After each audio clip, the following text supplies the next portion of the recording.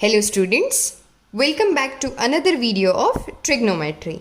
तो आज के वीडियो में हम एक्सरसाइज 8.1 के अनसॉल्व्ड क्वेश्चंस को डिस्कस करेंगे। तो चलिए without any further ado let's get started. तो जैसे कि आप देख सकते हो, in triangle A B C right angled at B, if tan A is equals to 1 by root 3, find the value of sin A multiplied by cos C plus cos A multiplied by sin C।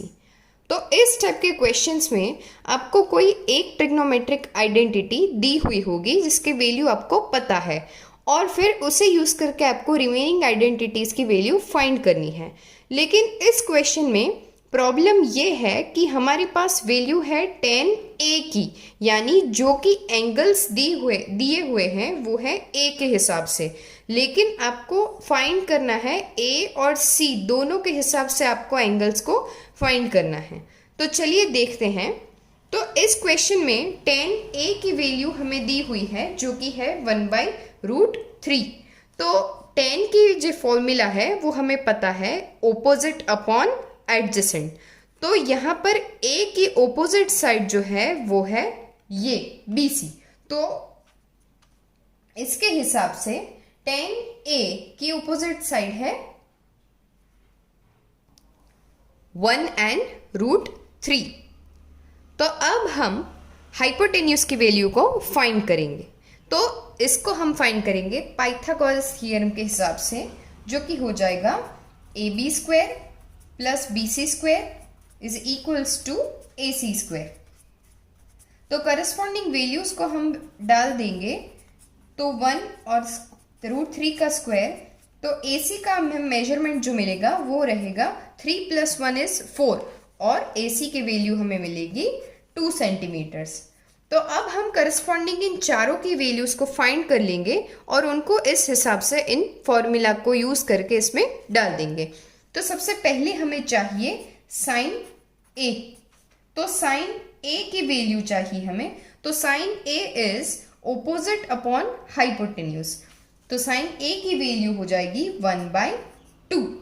Similarly cos of C, तो cos C के लिए cos C, तो इस angle के हिसाब से cos की formula जो है वो हो जाएगी एडजेसेंट अपॉन हाइपोटेन्यूज। तो एडजेसेंट साइड हो जाएगी 1 और hypotenuse will be 2। Similarly cos of A, तो कॉस A हमें फाइंड करना है। तो कॉस A एंगल के हिसाब से कॉस की फॉर्मूला हो जाएगी एडजेसेंट अपॉन हाइपोटेन्यूज। तो A के हिसाब से एडजेसेंट साइड है √3 और हाइपोटेन्यूज है हमारा 2। और सिमिलरली साइन C की वैल्यू, तो साइन ऑफ C, तो C के हिसाब से ऑपोजिट अपॉन हाइपोटेन्यूज, तो √3/2। तो चलिए हमारे क्वेश्चन में जो रिक्वायर्ड वैल्यू है उनको डाल देंगे। साइन A की वैल्यू 1/2, कॉस C की वैल्यू है 1/2 plus cos A will be √3/2 और साइन C इज √3/2। तो मल्टीप्लाई कर देंगे 1/4 प्लस √3 मल्टीप्लाइड बाई √3 हो जाएगा 3, और 2 मल्टीप्लाइड बाई 2 विल बी 4। तो इसका आंसर अगर एलसीएम ले हम तो 4 ऊपर 3 + 1, तो आंसर हो जाएगा 4 on 4 that is 1। So the next question is if cot theta is equals to 7 on 8, evaluate 1 - sin theta multiplied by 1 + sin theta upon 1 + cos theta into 1 - cos theta.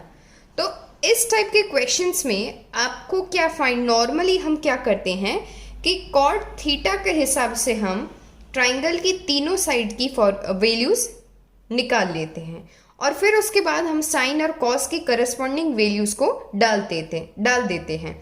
लेकिन problem क्या हो जाएगी कि जब भी आप कॉस और साइन की फॉर्मूलाज की वैल्यूज आप इसमें डाल दोगे तो आपको कैलकुलेट करना बहुत टफ हो जाएगा, क्योंकि जब आप सबसे पहले कॉस और साइन की वैल्यूज लाएंगे, फिर यहाँ पे डालेंगे और फिर इसे मल्टीप्लाई करेंगे, तो वो बहुत टाइम कंज्यूमिंग और एक डिफ़िकल्ट प्रोसेस हो जाएगी। तो इससे आसान जो तरीका है तो वो है आपको ट्रिग्नोमेट्रिक फॉर्मूलाज को याद रखना है, यानी सबसे सिंपल वाली फॉर्मूला सिर्फ याद रखनी है, आपको सब नहीं याद रखनी।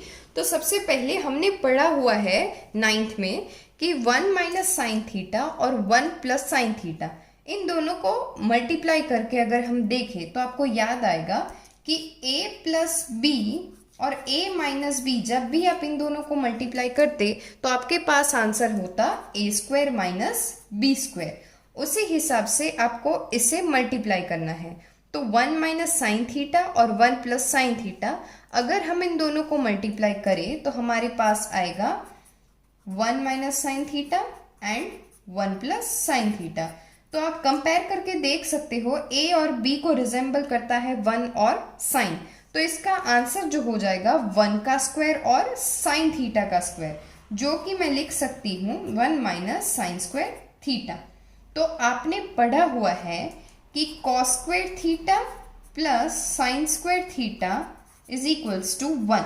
ये हमारी एक इम्पॉर्टेंट ट्रिग्नोमेट्रिक आइडेंटिटी रह चुकी है और ये तो सबको पता है। तो यहाँ पर 1 माइनस साइन स्क्वायर थीटा, इस साइन को मैं राइट साइड शिफ्ट कर दूं तो मेरे पास इसका आंसर हो जाएगा कॉस स्क्वायर थीटा।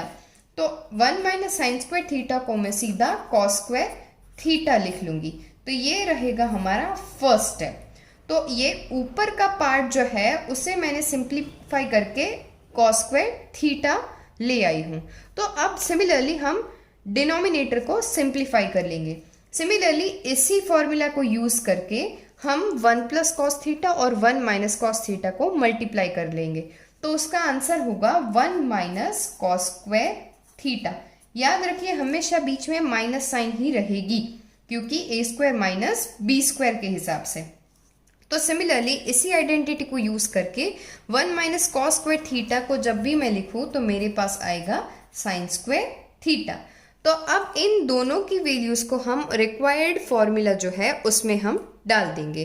तो साइन का मल्टीप्लिकेशन हो जाएगा कॉस स्क्वायर थीटा और नीचे जो है हम मल्टीप्लाई करके लाए हैं साइन स्क्वायर थीटा। अब दोनों ऊपर नीचे स्क्वायर में हैं और हमें पता है कॉस और साइन क्या होता है, कॉट। तो मैं कॉट थीटा लिख लेती हूँ और फिर बाहर इसका स्क्वायर डाल देती हूँ। तो विच इज सिमिलर टू, अब हम देख लेंगे हमारे पास कॉस थीटा की ऑलरेडी फॉर्मूला, मतलब इसकी वैल्यू हमारे पास ऑलरेडी है जो कि है 7/8। तो 7 और 8 को मैं स्क्वायर कर लूंगी जो कि हो जाएगा 49/64। ये आपकी सिंपलेस्ट मेथड हो जाएगी, लेकिन इसके लिए आपको फॉर्मूलाज याद होनी चाहिए। पर इसमें तो सिर्फ एक ही फॉर्मूला आपको याद रखनी है। तो ये पूरा जो आपका सिंप्लीफिकेशन है, पहले कॉट को फाइंड कीजिए, लोकेट कीजिए ट्राइंगल में, तीनों साइड्स को फाइंड कीजिए और फिर इन दोनों की वैल्यूज को इसमें डाल के इवेल्युएट करें। तो आपके लिए सबसे इजी मेथड रहेगी इस सिंपल एक फॉर्मूला को याद रखना। The next question is, if angle A and angle B are acute angles such that cos A is equals to cos B, then show that angle A is equals to angle B. तो इस type के questions काफ़ी confusing होते हैं, जिसमें आपको कोई value नहीं दी हुई लेकिन एक सीधा आपको दिया हुआ है कि cos A is equals to cos B और उसके हिसाब से आपको दोनों एंगल्स को सेम करना है। तो आपको क्या करना है, सबसे पहले आप एक ट्राइंगल ले लीजिए। आपको जो डेटा दिया हुआ है उसको आप एनालाइज कीजिए। आपको दिया है A और B है एक्यूट एंगल्स। तो यहाँ पे आप देख सकते हो कि एक राइट एंगल ट्राइंगल में ये होता है 90 डिग्रीज और ये दो जो एंगल्स होते हैं वो सेम होते हैं 45 डिग्रीज ईच। तो एक्यूट एंगल दिया हुआ है तो मुझे कंपलसरी इन दोनों एंगल्स को A और B सिलेक्ट करना होगा। तो A रहेगा यहाँ पर और B हो जाएगा यहाँ पर, क्योंकि स्पेसिफाई करके दिया हुआ है एक्यूट एंगल्स। तो अब रिमेनिंग एंगल जो हो गया हमारा वो हो रहेगा C।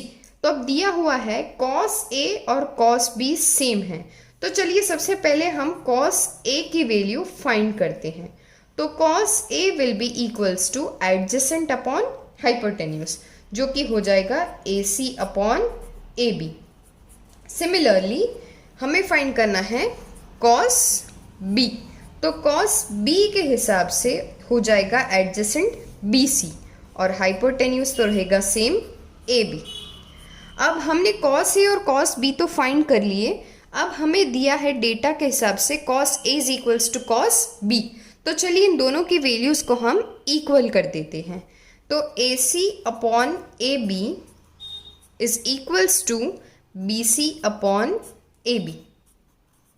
तो AB और AB तो हो जाएगा कैंसल। तो दिया है AC साइड और BC साइड हमारी यहाँ पर सेम आ रही है। तो हमारे पास एक ऑक्सिलरी है कि angles opposite to equal sides are also equal. तो यहाँ पर हमारे पास दो साइड्स यानी कि साइड AC और BC सेम आ रही है। तो AC की जो ओपोजिट वाली एंगल है वो है एंगल B और BC जो है उसकी ओपोजिट वाली एंगल है A। तो एंगल A और B सेम हो जाएंगे क्योंकि उनकी ओपोजिट साइड्स इक्वल है। तो ये दोनों साइड्स अगर इक्वल हो तो उनके करस्पॉन्डिंग एंगल्स भी सेम हो जाएंगे।